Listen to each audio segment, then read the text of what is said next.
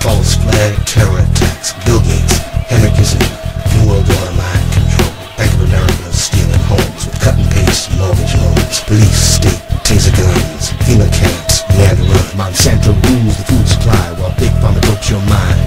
Prison system, puppeteers, foundations, fund the beers, fund the evil through the years, the world's not as it appears. CIA smuggles drugs while Wachovia and Wells Fargo launder them, then give the proceeds to the owners of the Federal Reserve Bank. Now the IRS takes money out of every single check. Money they created out of thin air and leave you with debt. They want to make you a serf, a slave to their demand. They want to take your life in every way they can. Fluoride, GMO, vaccines, chemtrails, United Nations genocide. The world they show us is not real. This is how they kill and steal. Rothschild, Bundy, Rockefeller, Club of Rome. On the Georgia Guidestones it's written in stone. Cut through the matrix, awaken to the lies. Do not be hypnotized. We are one nation, under God, indivisible, with liberty and justice for all.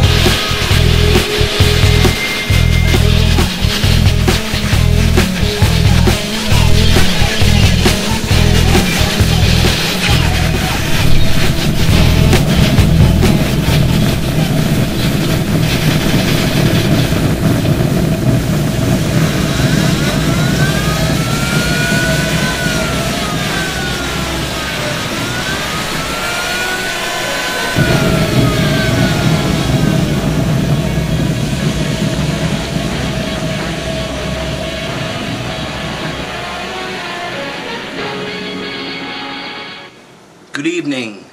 Happy Memorial Day.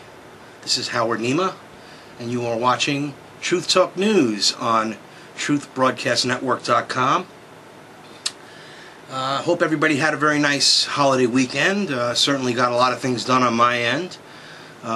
Starting off another week here. Managed to get some lawn work done, barbecued with some friends, had a rehearsal with the band. Did an abbreviated show on Saturday for We Are Change Connecticut on informedradio.com and projectfreedom.ws. So it was pretty busy. Didn't of course forget why we had this holiday extended weekend, for the remembrance of the sacrifices that soldiers have made for our country.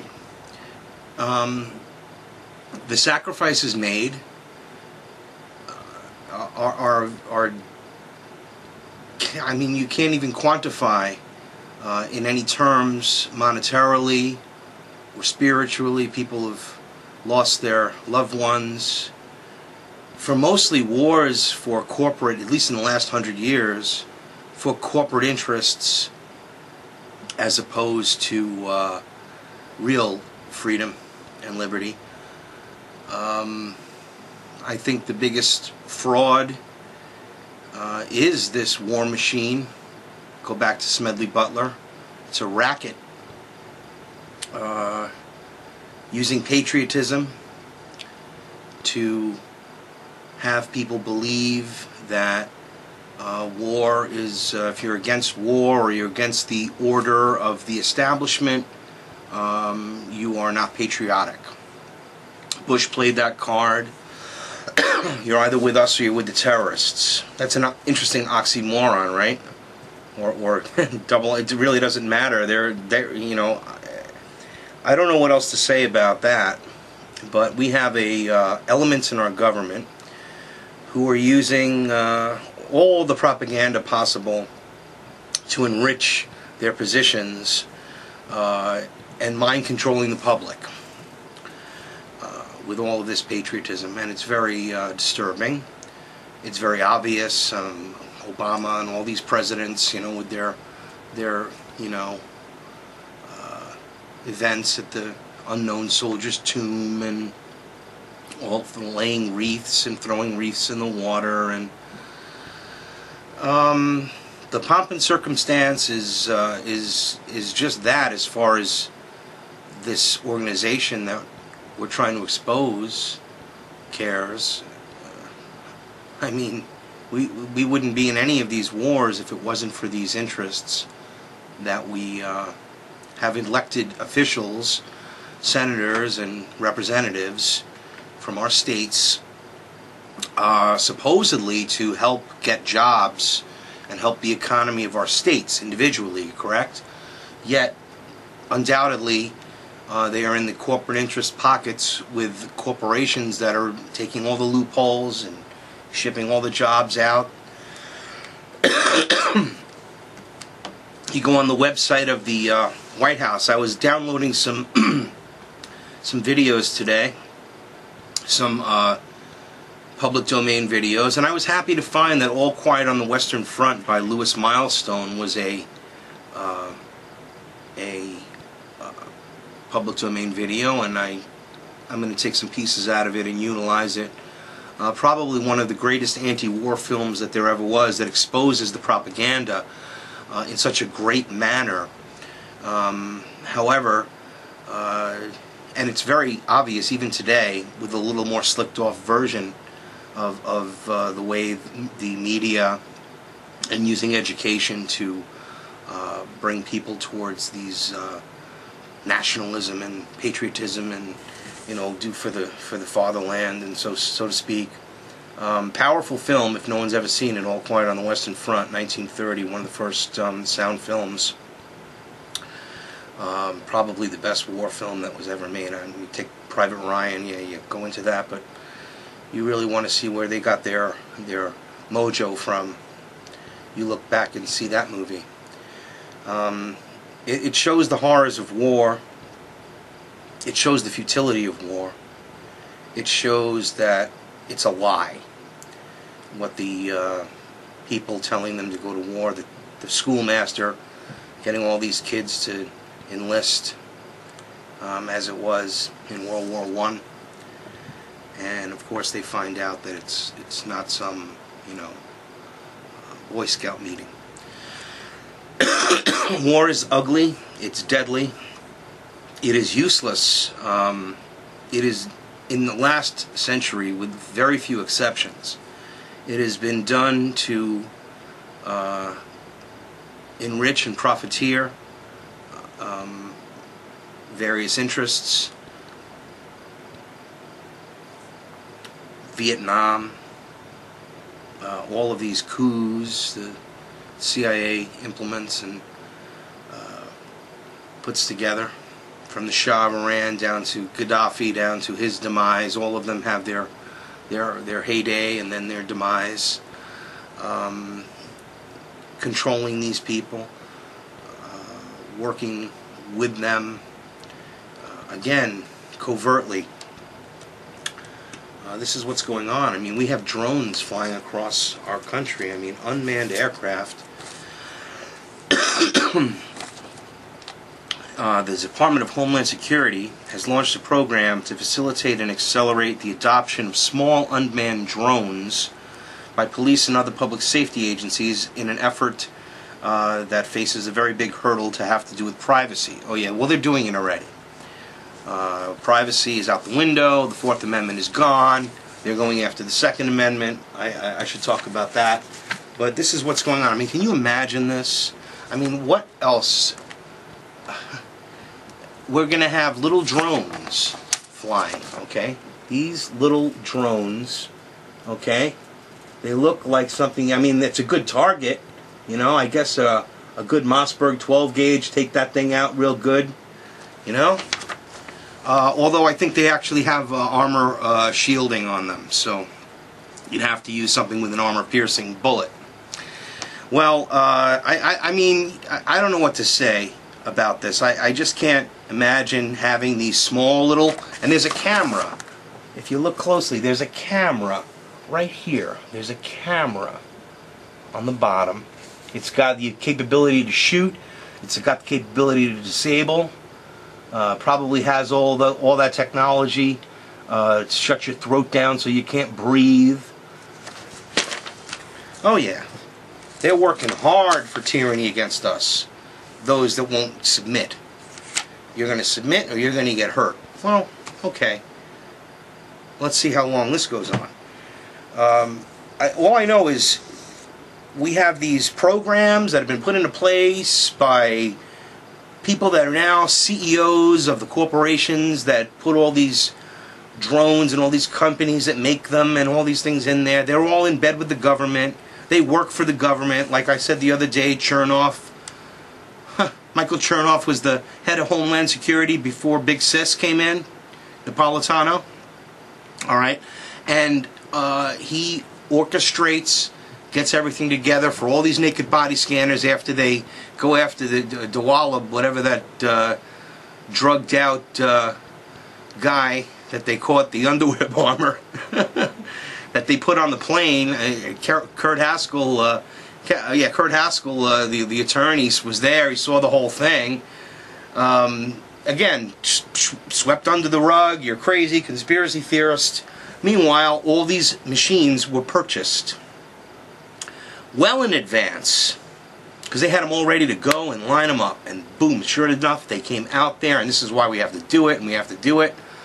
And then what happens? He steps down as Homeland Security Secretary, and Big Sis takes over, and what does he do? He becomes the CEO of Rapiscan, the very company that secured these contracts for the naked body scanners. All right, this is all true on record. Look it up. This is who we're dealing with. We are dealing with criminals. If this was your people that you were doing business with, and they were doing all this shady shit on the side, what would you feel? Wouldn't you want them arrested? Because they're stealing from you, and they're stealing from me. They're stealing from us, and they're killing us. I'm not going to go into how so much right now, because let's stay focused. But they are stealing from us. They are poisoning us. They are intent on enslaving us, keeping us under control, monitoring us with drones. It's not bad enough that they listen to every thing that we say, that they record everything, that the FBI is recording this very show as we speak. You know, monitoring us, following us, putting tracking devices on us, wanting to chip everybody. I can just go on and on. I mean, I could literally, for the whole hour, I could just keep going on, rattling off these things that they're planning on doing. And they're implementing these one after the other. And, oh, you're crazy. The only person that's crazy is somebody that doesn't see it. They've lost the sense. They've lost the instinct of survival.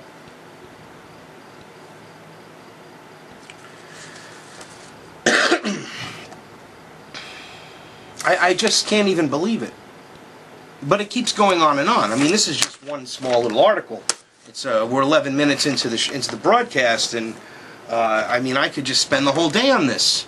These drones flying around, and they want you to have chips in your driver's licenses, RFID to identify you. They already have license plate checking technology. It's all to generate revenue. They say to keep you safe. All these checkpoints, driving around. All of a sudden, this week, they decide they're going to check everybody's seatbelt and do DWIs because it's a holiday weekend. Well, what does that mean? Shouldn't you be doing that all the time? Oh, you couldn't do that. The manpower would be outrageous, right? Well, then why specifically do it for a certain time? So you catch people and give them tickets, right? And the other times, let them go. Oh no, yeah, we have people that are doing drunk driving things and all that. Yeah, yeah, sure. But you target these weekends, these holidays, to give tickets. In fact, here in Connecticut, it's almost like a badge of honor. We had 550 speeding tickets and 3 DWIs and 6, and they actually announce it. Vance, the head of the state police. I mean, I hope I can reach out to I mean, I know I have people in the force, and again, I applaud them, the ones that sit on Route 8, because you guys are you know, some of them are really awake. I mean, they sit there, you know, like 3/4 of a mile away. You could see them at night with their lights on. You could see them sitting there. They have the top lights just on, not flashing, just on. So, I mean, if you want to be an idiot and you want to speed past them, then you're going to get nabbed. You know? They're fair. And I tell you, it's just...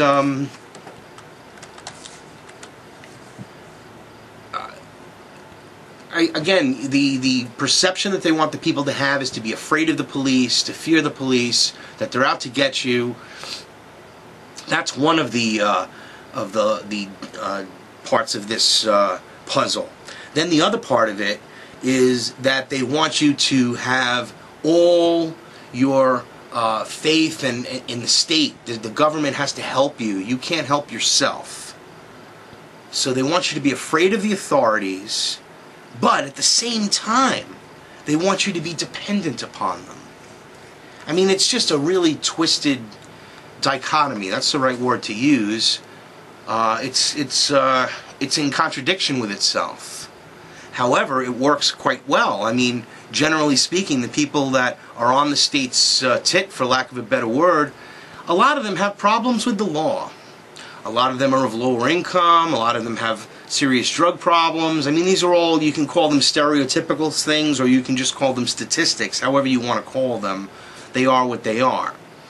And then you have to identify how they want to continue having this downward motion of bringing people of means that have families and homes and property to slowly have to lose and get more and more dependent upon state programs that get bloated.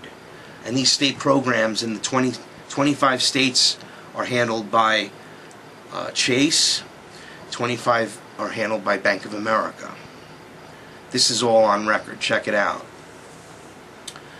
So, I mean, this control is right there, and it's tight, and the people resist, and they have to give up a little bit.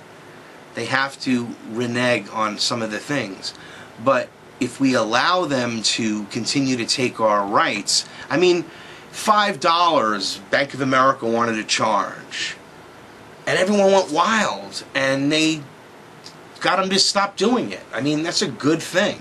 Things like that we have to continue. Now they're threatening to bring it back, and there's no problem. No, we're going to do it anyway. Well, yeah, it's all this sort of like, almost like mumbo jumbo, like game that they're playing. Back and forth with these companies with their, I'll raise this, and then the people are going to fight back, and then we'll see what we can get away with. Isn't that how it works? I mean, they raise fees, and people went wild. Because how can they? Because I mean, come on. It's all about, they can't take a haircut. They can't lose a dime, these criminals. They have to just, I mean, they've stolen all of this money from the Federal Reserve. Every single dollar that's been printed since 1913 has been putting us into debt. They bankrupted America. The government was bankrupt by 1933, only 20 years after founding the Federal Reserve. They gave up the gold and used the gold as collateral on the debt that the bankers created, and the bankers created the Depression, of course. So they're doing the same thing again. This is the same. They do this over and over again. Now it's slow. Now, oh yeah, we're gonna have some growth and all that. Well, no, the bottom has not fallen out yet. As bad as it's been for so many folks, people out of work for 2 years. Unfortunately, we have a major problem, and the whole economic system is going to collapse. I was talking about this with a friend, and we don't know, of course, when. It could be weeks, months, or at the least a few years, at the longest, I should say.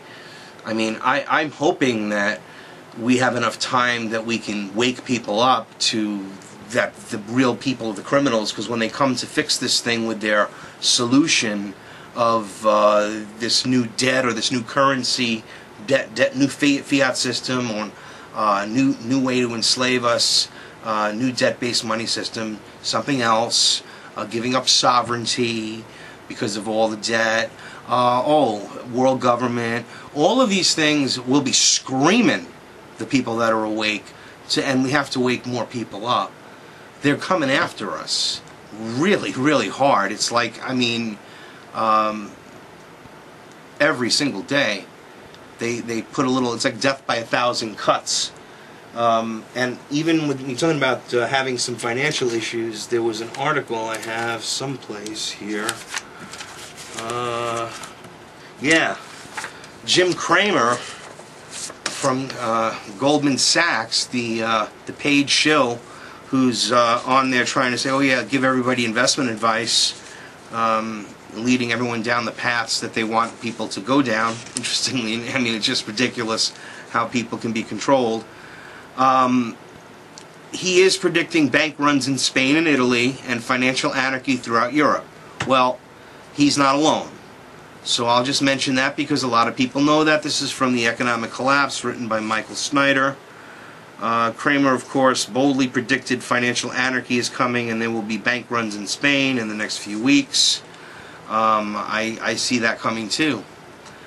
I see there being more unrest in the Middle East. These are very turbulent times. And there's going to be something else. I sense this false flag coming. I sense this big event that they're going to use to help usher in this new world order. The world government.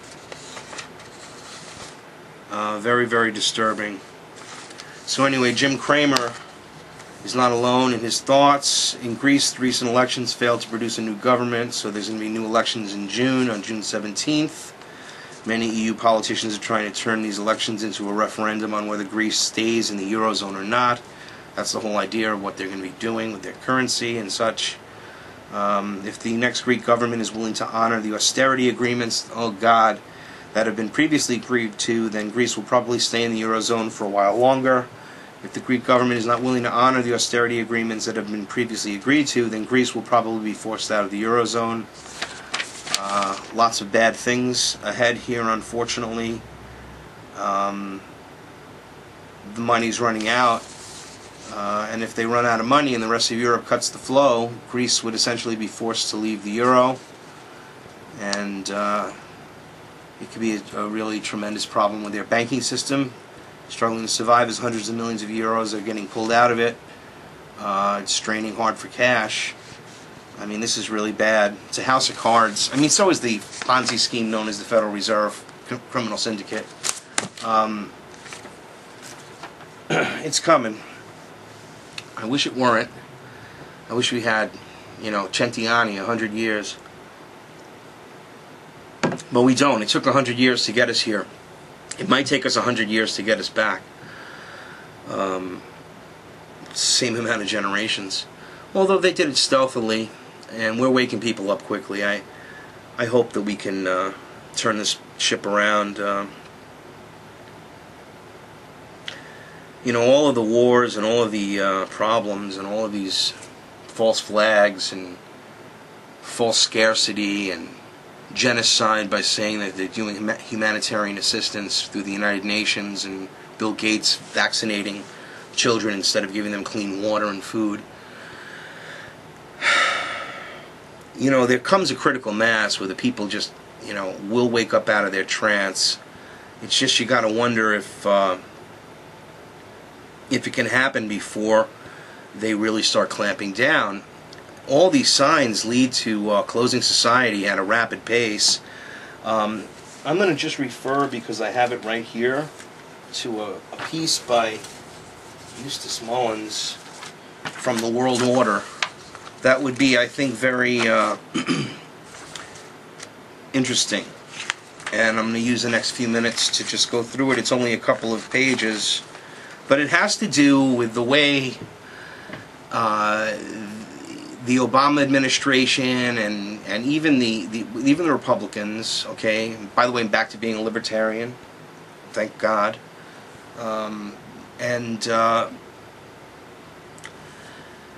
it's a Marxist, communist agenda, moving towards with it's a blend of communism and fascism that they're moving us into here. And Mullins' work is just fantastic. And again, going back to the Communist Manifesto, we have all of this information here. For example, how it's worked in, say, my own generation. Or I'm, in my 40s here, so in my generation, I was a child when I was a little bit, just about born, or a little older than that. The 1971 list of trustees of the Rockefeller Foundation shows that it continues to be the ruling hierarchy in the U.S. It included all of these big names, people like Vernon Jordan, people like Cyrus Vance, Secretary of State under Carter, Robert Russa, and Cy Vance are founding members of the Trilateral Commission. And while he was on the staff of the Federal Reserve Bank, Robert Russa trained a group known as the Russa Bloc. The chief protege being Paul Volcker. Does that name ring a bell? Former Federal Reserve. See, it's all a family thing too. It's all, again, this bloodline thing. As chairman of the Federal Reserve Board of Governors, he unleashed a ruinous recession in the United States with 20% interest rates and 25% inflation, which is true. Of course, the banks profited handsomely while driving millions of Americans into bankruptcy. Does this sound familiar? Isn't this what they did now? But now, instead of it being using the inflation and the interest, they just hid the debt, created derivatives, had prosperity, and then hid all of this debt through the prosperity. And then when it came time to pay the banker, quote unquote, they were busted and they had to get bailed out. So it's just another way they manipulate to steal everything. This is what they do. They conspire and work to control everything. Bottom line. Now, the New York Times reported that David Rockefeller and Robert Russa suggested to President Carter that he appoint Volcker as chairman of the Federal Reserve Board. Now, Russa is a partner in Brown Brothers Harriman and a director of Texaco, American Express, Owens Corning Fiberglass, and the director of the National Bureau of Economic Research. He's also a trustee of Sloan Kettering Institute, another Rockefeller-funded cancer. That's the premier cancer place to go and get poisoned by radiation and chemotherapy and everything else. Okay, part of this big pharma medical mafia fraud. Okay?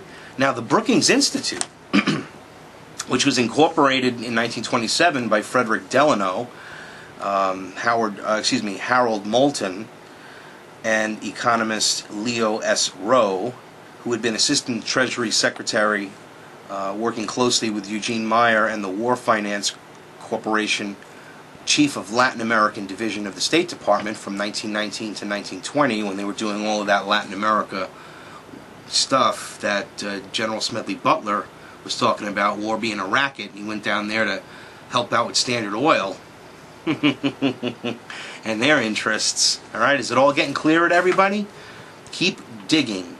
This is all truth, and it's coming to you here on Truth Talk News on truthbroadcastnetwork.com.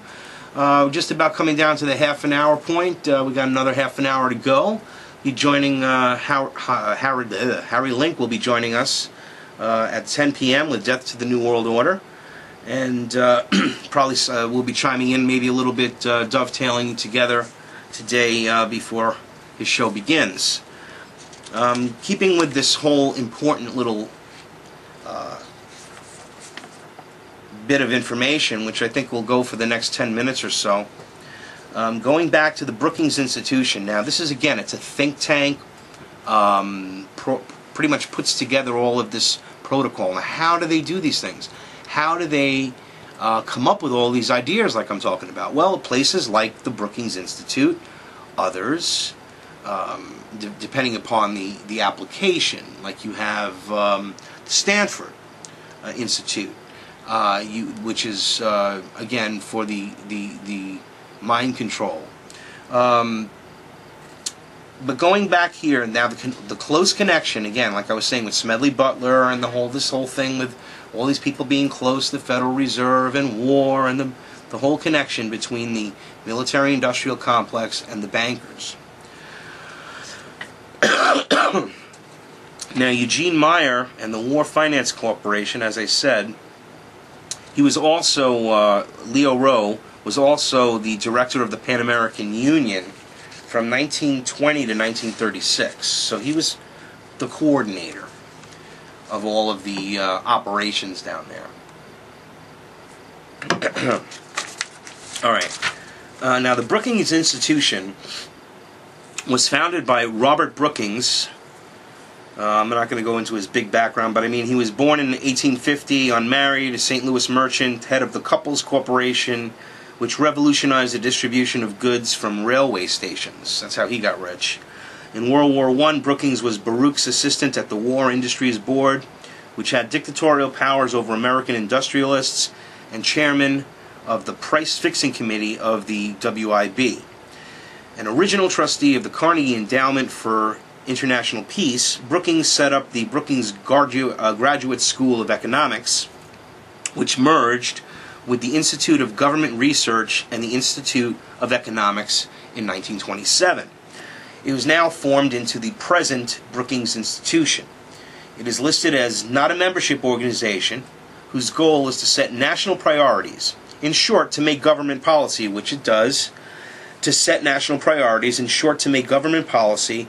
It rode into power with Roosevelt's New Deal, and actually it was interesting because it's hardly a surprising fact since the incorporator, Frederick A. Delano, was FDR's uncle. How nice, how convenient, how close, how in the family. Isn't it just loving? Now, the present chairman, Robert Russa, that was actually present was in 1985. He's no longer. This is all again from Eustace Mullen's work, The World Order, 1985.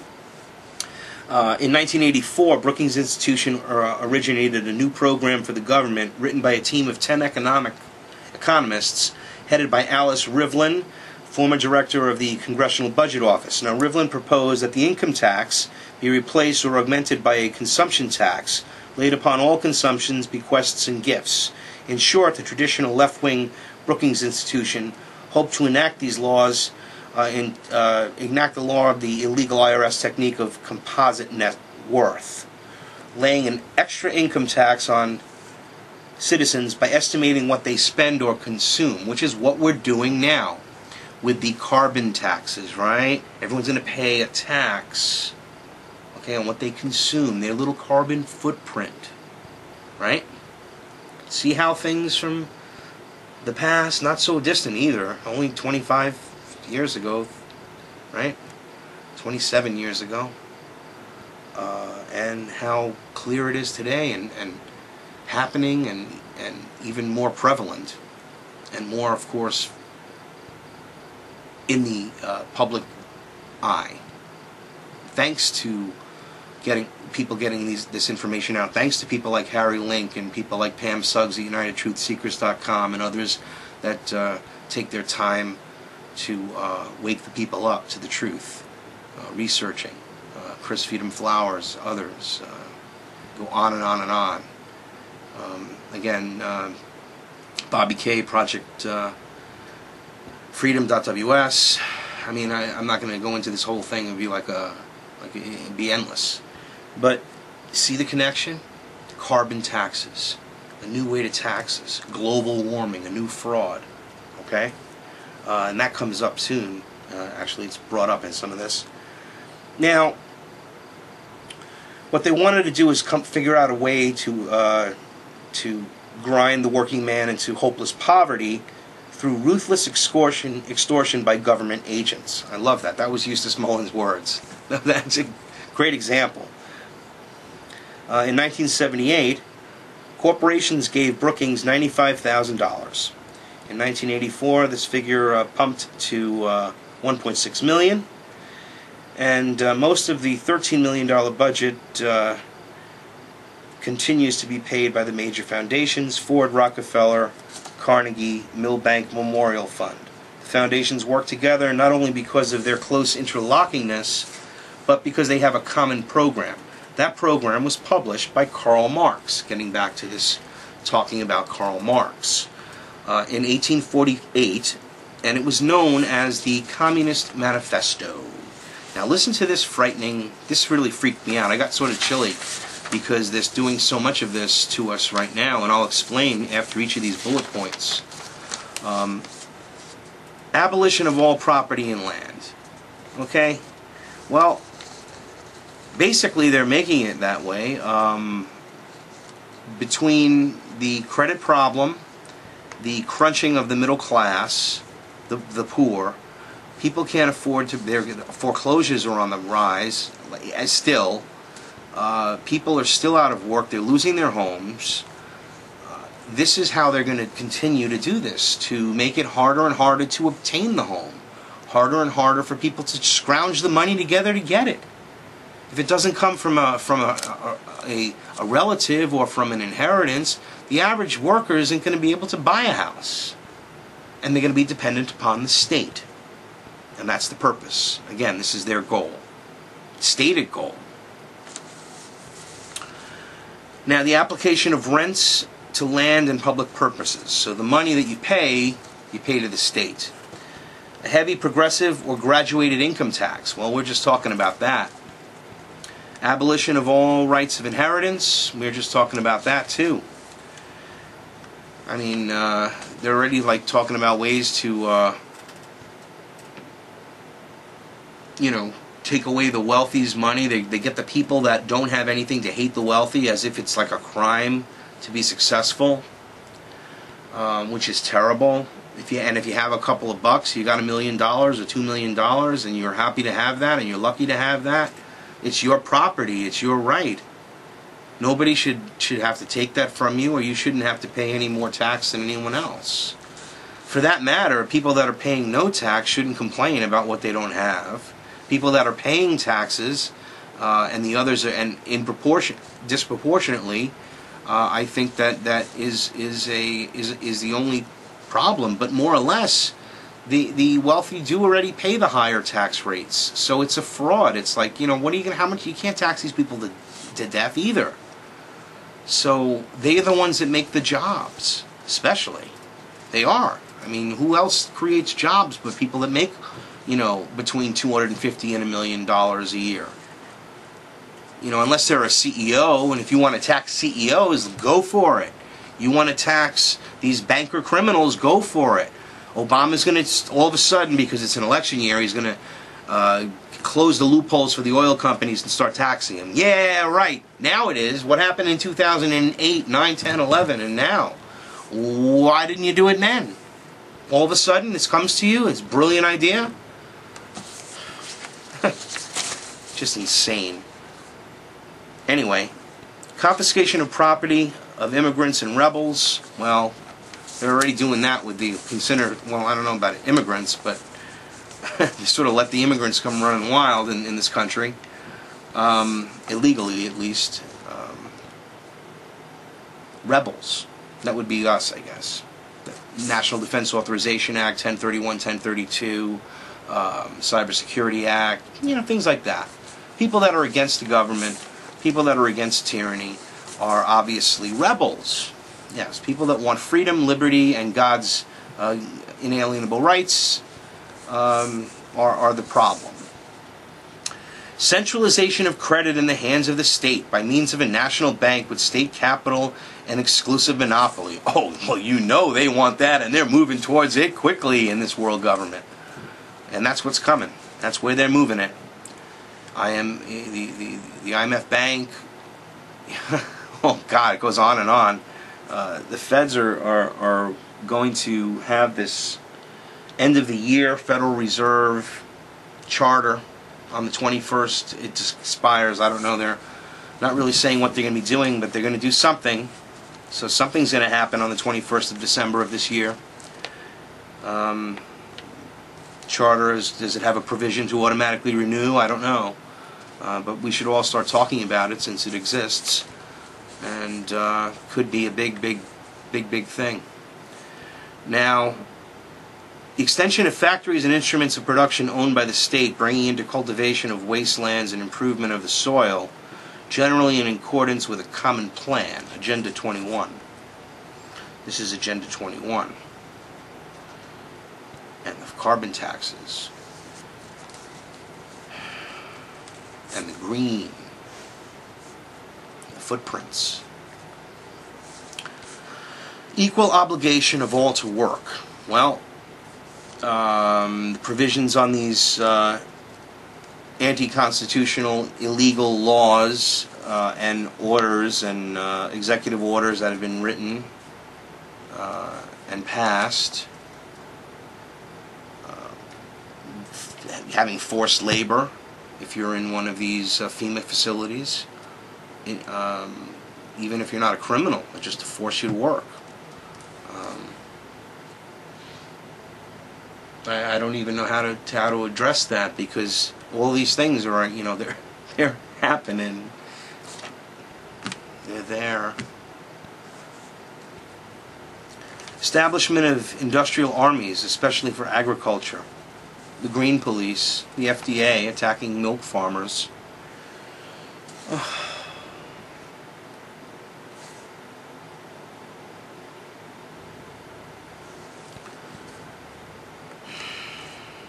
Combination of agriculture with manufacturing industries. Monsanto working together. Gradual abolition of distinction between town and country by more equitable distribution of population over the country. They're already doing that. They want to have everybody packed together again. Agenda 21. Free education for all children in public schools. They're already at that. Department of Education, digging right into that. Combination of education with industrial production, which is basically just to make good workers. Like Rockefeller said, we don't need thinkers, we need workers. Abolition of child labor in its present form. So they don't want children to work, yeah. Right. Anyway, the foundations never oppose or contradict a single plank of the Communist Manifesto, and the program is given vocational training instead of education, which is a different form of child labor. Present directors of Brookings includes Lewis Cabot of Cabot Corp., Director of Federal Reserve Bank of Boston, R.R. Donnelly, Owen Corning Fiberglass, as I went over and over again, Rand McNally, oh my God, Lehman Brothers, Lehman Institute. It's just an incredible work. Everybody can read it. I mean, it's a tremendous piece. I don't want to go too far into it, but there's so much. All these other foundations, heavy representation of the Morgan and Rockefeller directors on the boards of Brookings explain the relentless drive of the big rich to increase taxes and government control over the average American citizen. The business section of the New York Times, April 15, 1984, long in advance of the election, carried a headline story on the business page that whoever wins in November, there will still be a $100 billion increase for U.S. taxpayers. Of course, but they're bantering, oh, you're going to do this and you're going to do that, it's going to happen no matter what. That's the lie. That's how everyone's these right-left false paradigm.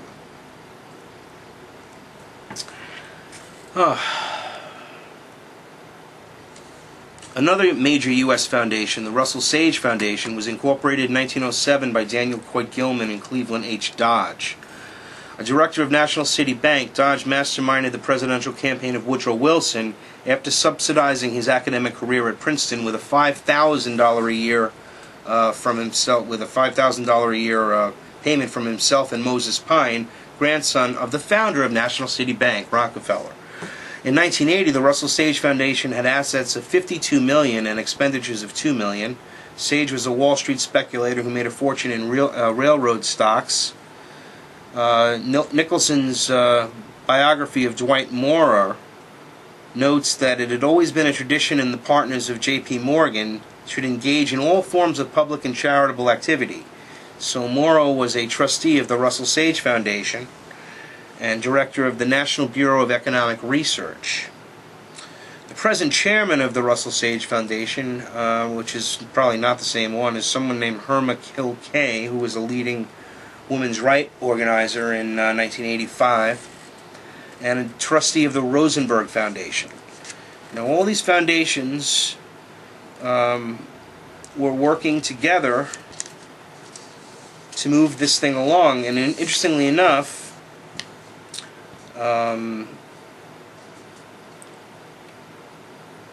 Marshall A. Robinson, who is also a director of the Ford Foundation and director of Herbert Hoover's Belgian American Education Foundation, and also directors of the Russell Sage are Robert McCormick Adams, who replaced Dillon Ripley as head of the Smithsonian. Ripley was a OSS agent from 1942 to 45, a Guggenheim Fellow, a Fulbright Fellow, and a National Science Foundation Fellow. All these people were principal organizers of Eaton's Pugwash conferences, which were run by the KGB. How's that? Adams is moving to a new $485,000 mansion, which was voted him by the Smithsonian Board, as the new class likes to live well. That's interesting. Very funny. So yes, they've been doing this for a long, long time, working towards this communist world government, fascist government, backing fascism, backing communism over the years, backing coups and backing dictators and uprisings and revolutions. It's par for the course. It's their business practice. This is what they do. Again, could go on and on about this, but I thought it was important to see the connection to these bankers and the military-industrial complex, considering that so many young men and women lost their lives as a result of these criminals who have funded the Bolshevik Revolution. Again, that's a little touched on here. These people were all related to the American embassy in Petrograd during the Bolshevik Revolution, and he later wrote the Diary of the Russian Revolution, a guy named James Hofletang. And these people are all the same players. And their progeny, their children, they move on and continue the order. Like Cecil Rhodes, Rockefeller, and the others, J.P. Morgan and the Rothschilds put foundations together which would carry out the programs of the world order. The Carnegie Institution of Washington was incorporated in 1909. It goes on and on and on. By Daniel Coit Gilman, Cleveland Dodge, Frederick Delano, Andrew Dickinson White, Elihu Root, Darius Ogden Mills, and William E. Morrow. James Shotwell ably represented the goals of the world order for more than 60 years. He was born in Canada in 1874 and joined the staff of Columbia University in 1900 as a professor of history. In 1916, he was invited by Colonel House. Oh, got Harry calling in. Harry Link from Death to the New World Order. Harry! Hey, how you doing, Howard? Good evening, good evening. Just chatting a little bit about these people that, we always talk about the New World Order, but I was trying to sort of show who they are and how they work together. Thanks to Eustace Mullins' great work, The World Order. I don't know if you've ever read that. The truth is, I don't do a lot of reading when it comes down to it. A lot of what I do is instinct, but I wanted to touch base with you about a couple of things. Sure. I'm going to be leaving for Bilderberg in the morning, and I want to make sure that I let you know, because I'll try and touch base with you, during your show throughout the week, if that's all right. Absolutely, of course. Calling in is, of course, definitely. All right. So we'll, of course, especially you can give some reports from Bilderberg, see what's going on. I was going to get into that a little too, so it should be an interesting weekend, I'll tell you that much. Very early this year. Yeah. I mean, I have absolutely no idea how it's going to go, and I think it'll be interesting. One of the most, interesting things to me is to see how, for instance, Alex Jones behaves, because when I was in New York, I spotted a lot of operatives, and I'm going to be keeping an eye on him and seeing if, he's in any way trying to control things, or if he's just out there. Is he trying to be the center of attention or whatever? So, I'm not going there for that reason, obviously, but I'm going to, kind of look at that. And I mean, I just wanted to touch base with you also and find out what you thought I should be, looking out for, and what you'd do if you were there. Well, considering the information and the things that are on record and the facts, I don't want to, get too much into it about certain things. I would be very cautious about Alex Jones and watching how this whole thing unfolds because of the COINTELPRO situation, because of his relationship to Anthony Hilder, and I'm sort of concerned about it. I don't want to bash him because he's given me a lot of truth. I've got a lot of good information that he led me to. But there's also the undeniable facts of various things that make you wonder. So an ounce of truth is all you need to get somebody to believe in you, and without anybody having the research. If you don't do the research and you just listen to someone, you're parroting. Or or worse, you're just you're making somebody an icon, and then again, just the fact that he has such control over various things and access. I mean, how is it possible? Just really think about it. How is it possible unless there's some connection, or he wouldn't be able to do the things he's doing without having the kind of attacks that we're getting and the type of things that happen to us. And I know he says, well, I don't talk about it and all that and la la la, and that was years ago. And, well, I don't know. Considering now that I know that Anthony Hilder is a CIA operative that was a COINTELPRO agent and Alex sells his films, it makes you wonder, man. I just said that. I'm not, I have no proof, but except for the words of the man. I mean, the famous thing that comes to mind with me is the New Year's Eve Millennium broadcast where he was lying about all this stuff. I guess it could just be for ratings, but it's disinformation. He was trying to cause a panic. It was like War of the Worlds type stuff. I mean, saying nuclear bombs and shit were nuclear reactors, some problems, all sorts of lies, other things. But again, I don't focus on this. I think that, the important thing is that he is the only person out there, and I'll give him credit for this, that's really that's punching through. What scares me is the fact that he's like one of the only. He is sort of the only one, which makes you wonder. Then the movement's basically fucked. So I think we've got to get as many people out there, as seen as leader. That's what we're missing. We're missing leadership. We've got one top dog, and he could lead everybody off a cliff at any moment, and that really, scares me to death. But I don't want to talk about that. I just no, absolutely not. I'm not either. I don't. What I want to talk about is what do you think is the point? I mean, for instance, we know we're going to watch them drive in, we're going to watch them drive out. People like me, idiots like me, are going to be on the bullhorn. But what is really the point of it all besides just basically showing other people not to be afraid to confront them? I mean, how do you see this? Do you see this as effective resistance? Well, I think that it is effective resistance because it's like a big stone and we've been chipping it away for many years because just 10 years ago, Bilderberg didn't exist. You were, written off as a conspiracy nut completely 10 years ago.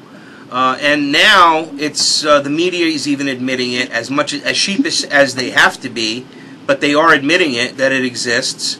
They don't. They of course downplay it like they downplay everything, but they can. There is definitely a Bilderberg. And people now are. Well, what is that Bilderberg? And so it is raising awareness. What can we do? I mean, these guys are going in there to see how much they could set the oil prices, to see about having war with Syria and Iran. We know what they're doing. I mean, this is what they do. So if we can awaken people to that and get the information out, and then especially when it comes true, when these things there's some, they're planning something. You know that. I know that. I don't know what it is, but they're planning something big. There's a lot of stuff that's going to happen. They got the banking issues going on here. They have the collapsing of the Greeks and the Greek bank and oh my God, the whole Greek economy. They also have all of these derivatives that are in the entire Euro. The Europe is going to collapse. I mean, it's perfect for them. It's ripe for the picking.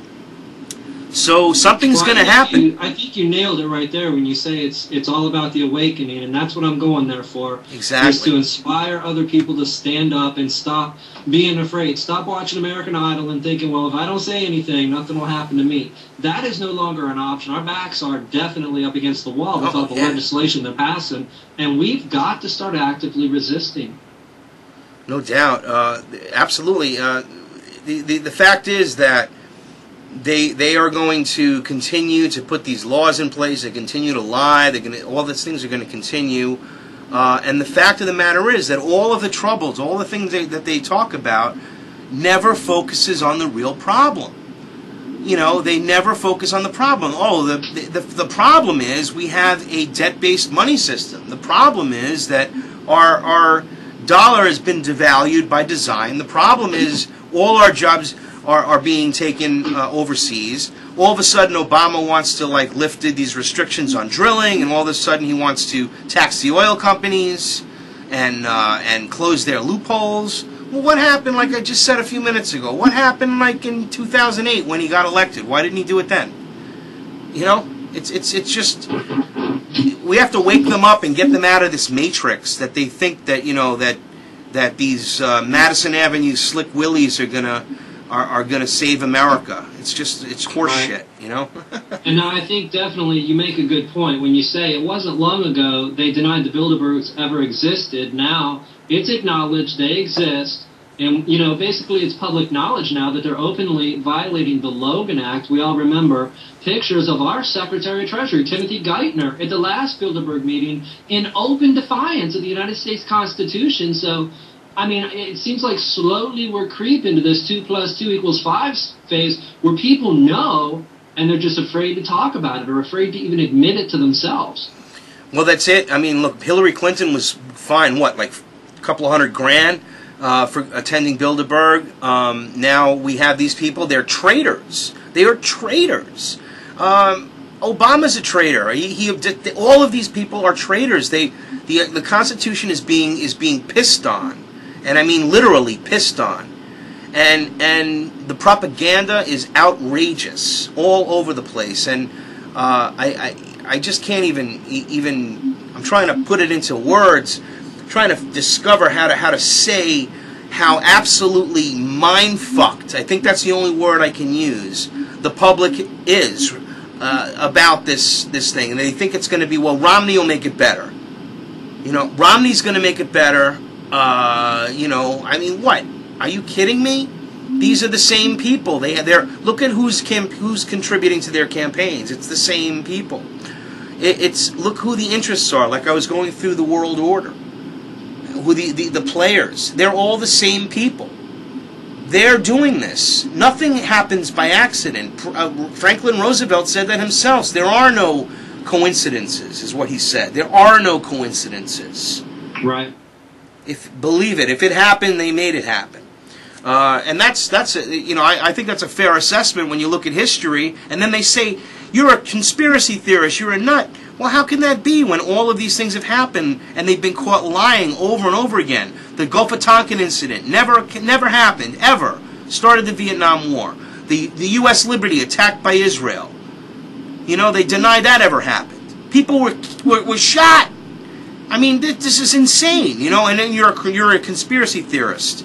The CIA doing all sorts of mayhem with Operation Gladio, blowing up school buses and stuff, and train stations in Italy, and blame it on the Red Brigades, the Russians, the communists. I mean, false flag is every day. 9/11. My God, the first time. 1993, then 9/11. They gave them in 1993. They gave the bomber the bomb. The FBI gave him the bomb. Let him blow it up. Let's go. I mean, well, it's like they say: the greater the lie, the more people will believe it. And I mean, I know it took me a while to fully wake up because it was just so unbelievable. The lie was so massive that it was almost impossible to finally come to terms with the fact that it was true.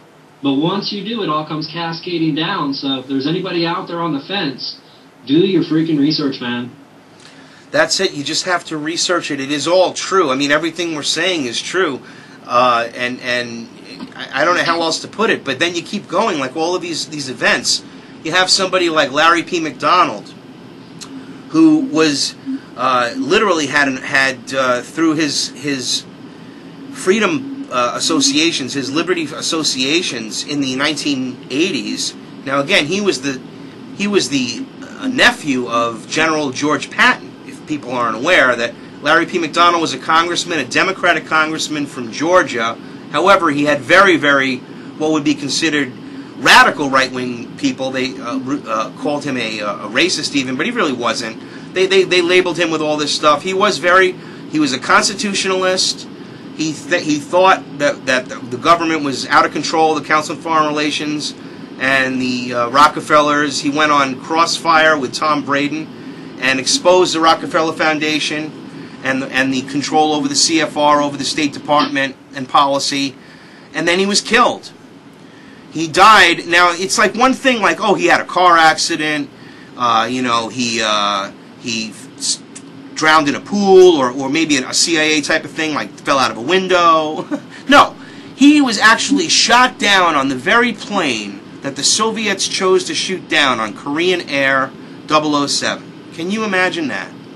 He happened to be on that plane, happened to be going to Korea to speak at a Liberty a thing for the John Birch Society. He was the head of the John Birch Society, and they just happened to kill him. And they just never found the plane ever. They never found his body, and then 10 years later they found the flight recorder. So this is how it works. This is how they roll. Well, see, to me that brings up an interesting thing, though, which is, for instance, why did they wait so long to kill Bill Cooper? Why are they letting us stream this out over the internet now? Why aren't we already shut down? I mean, why are they allowing us to make the progress bar? Why are they allowing us to get right up there in their face in Bilderberg? I mean, it seems to me like they're allowing the awakening to some extent. What's your opinion on that? Yeah, that's sort of a frightening... I thought about that myself. You got to wonder, because my only rationalization of it would be that, well, they're not ready to, like, it's a game of chess, Harry, and right now it's like they're in the stage of setting up the pieces, so everyone's moving around on the chessboard, but meanwhile they're putting all their pieces in the proper place, and hopefully they're distracting you with other things they're doing, and that's what they're hoping to do. And then once everything is in place, I think they are going to just, use some sort of an event to blame it on the liberty movement, on the patriot movement, just like Cooper said, and then start cracking down. And that's exactly what Bill Cooper was expecting after 9/11. He was on alert after that, and then they didn't do it, and so maybe that is the plan, and they're just holding off. In other words, I think you could fairly say, again, a tremendous researcher that Cooper was, an intelligence officer. He had intelligence contacts in the military and in naval intelligence that were current at the time of his death. So he knew what was going on. He had the greatest civilian intelligence network second to only the U.S. government, and that's a fact. So when he discovered this probably was their plan. In my view, their plan was to do something. But Bill again had a big mouth. He went on there for 8 hours and did a tremendous broadcast. If no one's ever listened to that, Google it. Go to YouTube and Bill Cooper 8-hour broadcast on 9/11 as it happened, and it's an unbelievable thing. A lot of this stuff didn't happen that he was considering, but what happened by stating things, I think he prevented a lot of things from happening, to be honest. And I think that's one of the reasons they killed him. Because then they couldn't let that stuff happen that they might have been planning to do, because he had exposed it. And if it happened, then it would give credibility to him. So I think that's why. I need you to say that again for those of us who are on medications, because it's a little confusing. Okay. For those of us on medications. Basically, I think what was happening that Cooper had exposed through his very, very good connections with intelligence, a potential plot that they were looking to utilize. And he exposed it by things that he was saying. For example, about blaming it on patriot movements, about all these different scenarios that might have occurred that did not occur.